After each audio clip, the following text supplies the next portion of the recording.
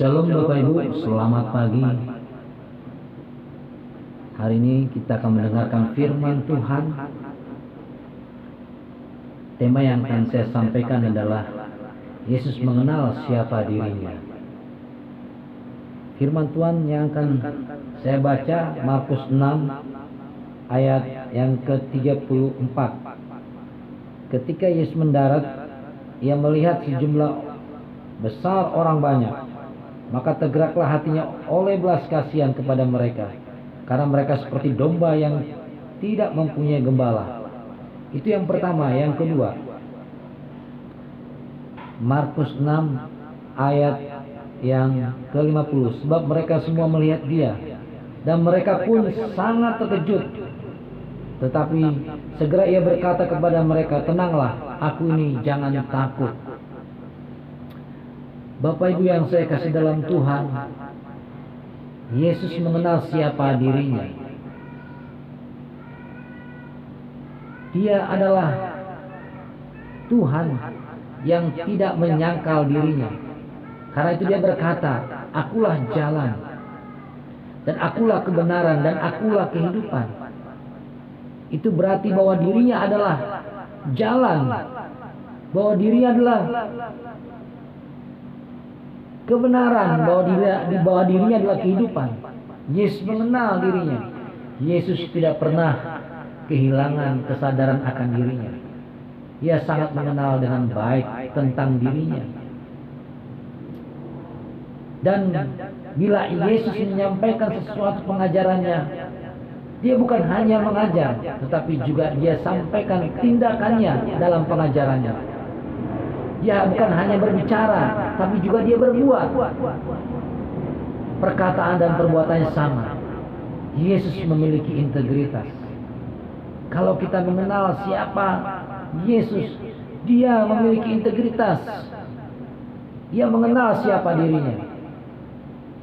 Ya, kalau manusia bisa saja mengajar, tapi belum tentu sama pengajaran dengan perbuatannya. Bisa saja tidak sejalan. Tetapi kalau Yesus, dia punya integritas yang besar.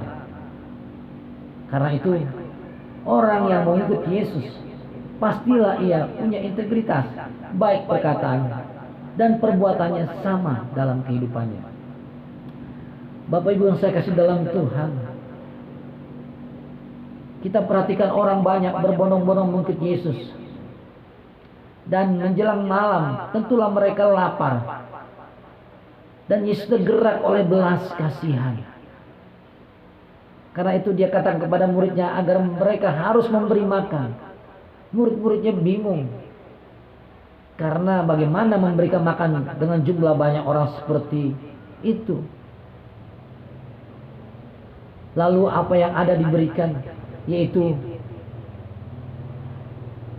2 ekor ikan dengan 5 roti. Lalu Yesus mengarahkan, memperhadapkan 5 roti dan 2 ekor ikan itu di hadapan Bapa di surga. Sehingga itu menjadi berkat yang banyak. Sehingga jumlahnya menjadi besar. Bahkan 5.000 laki-laki orang yang hadir di sana menikmati roti dan ikan.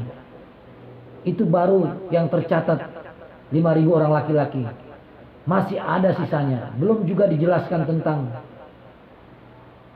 perempuan-perempuan yang juga ikut serta di sana. Ibu-ibu yang juga ikut serta di sana. Anak-anak yang juga ikut serta di sana. Bapak Ibu yang saya kasih dalam Tuhan, Yesus mengenal siapa dirinya. Yesus memiliki belas kasihan. Siapa dirinya? Ia memiliki belas kasihan terhadap orang-orang yang mengikutnya. Dia katakan orang-orang yang mengikutnya sepanjang jalan itu seperti domba yang membutuhkan gembala. Dan Yesus adalah gembala yang sanggup mengayomi mereka, yang sanggup memelihara mereka, yang sanggup menjaga mereka, yang sanggup melindungi mereka, yang sanggup mempertahankan hidup mereka, yang sanggup mengayomi mereka. Yesus adalah gembala yang baik. Bapak Ibu yang saya kasih dalam Tuhan, Yesus tergerak oleh belas kasihan. Dikatakan dalam bahasa Yunani-nya adalah splexinozomai. Splexinozomai artinya usus. Di bagian dalam ini Yesus merindukan mereka agar mereka tidak terpisah dengan gembala, agar mereka tidak jauh dari gembala, agar mereka mengenal betapa kasihnya gembala itu terhadap domba-dombanya, agar mereka juga dinaungi oleh gembala, agar mereka juga tidak tersesat, tidak kehilangan tempat untuk mereka tinggal. Gembala sanggup menyediakan, mengayomi, memelihara, melindungi, menjaga, dan mempertahankan hidup domba-dombanya. Yesus menyatakan, demikianlah gembala. Bapak Ibu yang saya kasih dalam Tuhan Yesus, kalau kita perhatikan, kalau domba sakit, kalau terpisah dengan gembalanya, tentu domba itu tidak bisa terawat, terobati.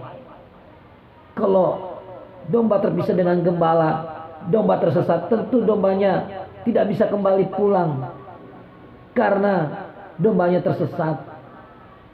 Kalau domba-dombanya tidak ada gembala, tentu domba-dombanya tidak mendapatkan makan.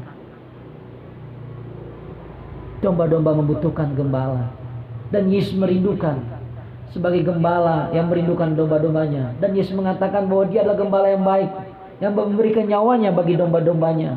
Luar biasa. Saudara, saya tidak menyangkali kalau gembalanya bukan Yesus, mungkin kurangnya perhatian terhadap domba-dombanya. Ketika ada binatang, domba-domba akan menjadi santapan bagi serigala-serigala. Karena itu Yesus adalah gembala yang baik, yang sanggup mempertahankan domba-dombanya, yang sanggup melepaskan dari serigala-serigala yang buas. Yesus bukan hanya memberi berkat berkelimpahan dengan 5 roti, dengan 2 ekor, dengan 2 ikan, 2 ekor ikan. Dia bisa membagikan begitu banyak, memberikan berkat yang berkelebihan. Luar biasa. Karena Yesus mengenal siapa dirinya. Dia berbelas kasihan. Dia merindukan domba-dombanya, agar domba-dombanya berada dalam naungannya, berada dalam kehidupan kebersamaannya.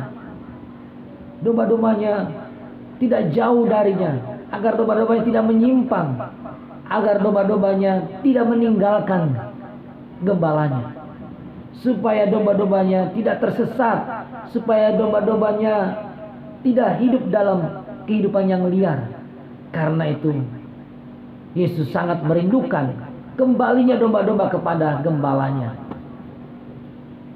Bapak Ibu yang saya kasih dalam Tuhan, Yesus mengenal siapa dirinya. Dia sangat berbelas kasihan. Yesus juga mengenal siapa dirinya, bahwa Dia adalah Tuhan yang besar.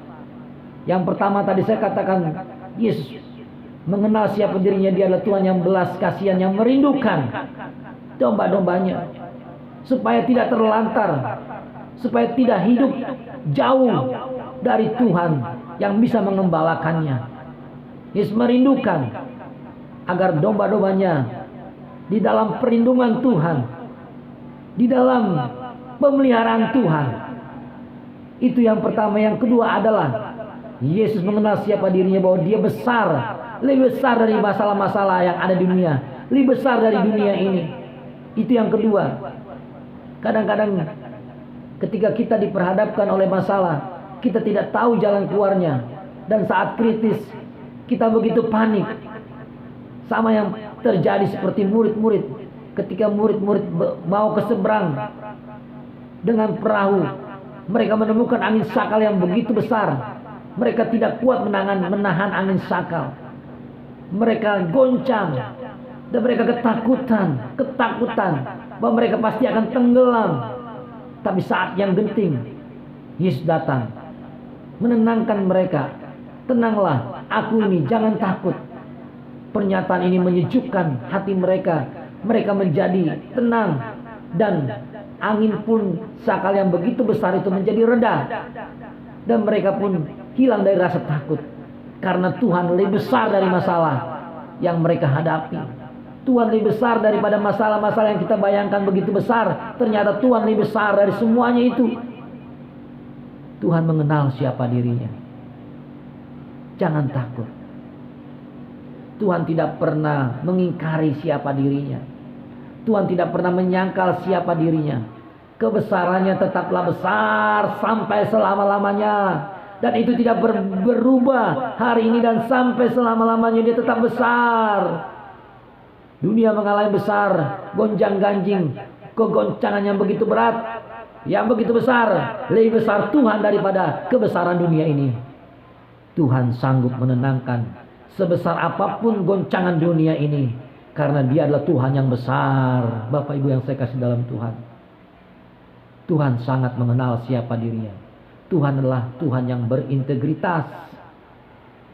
Saudara, kadang kita sering kali salah dalam kehidupan kita. Sering kita berharap sama manusia. Mungkin manusia memberikan harapan palsu, tapi nggak bisa memberikan pemenuhan. Apa yang dikatakannya itu bisa dilakukan atau dipenuhi. Itu manusia yang seringkali disintegritas. Tetapi kalau Tuhan integritas, apa yang dikatakan sama dengan apa yang diperbuatnya. Itu integritas. Beda dengan manusia.